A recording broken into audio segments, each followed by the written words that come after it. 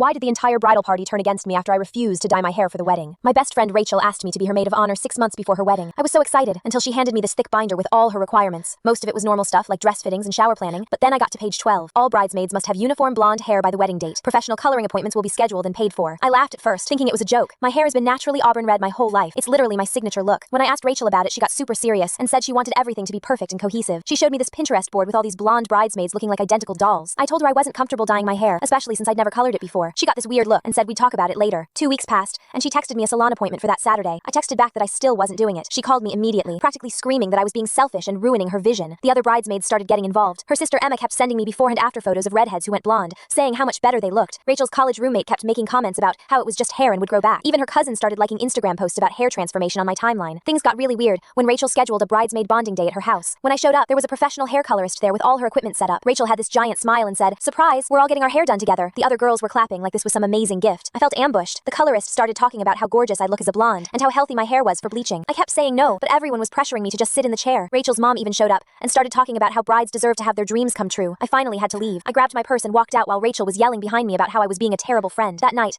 I got removed from the bridesmaid group chat. When I texted Rachel directly, she said I had 48 hours to book the appointment or find a replacement for myself. I thought she was bluffing, but she wasn't. 2 days later, she posted on Instagram about her amazing bridesmaid team with a photo of all the other girls at the salon getting blonde highlights. My replacement was her coworker, who barely knew Rachel, but had the right hair color. The wedding was last month. I saw all the photos online and honestly, they did look like matching dolls. But here's the kicker. Rachel's new sister-in-law told me that Rachel spent the entire reception complaining about how she missed having me there. She kept saying the replacement girl didn't know any of the inside jokes or memories. 3 weeks after the wedding, Rachel texted me asking if we could talk. Apparently, her husband had seen old photos of us together and asked why his wife's supposed best friend wasn't in the wedding. When Rachel explained about the hair thing, he told her she sounded crazy and shallow. She wanted to apologize and rebuild our friendship, but honestly, seeing how she treated me over hair color showed me who she really was. Like and subscribe.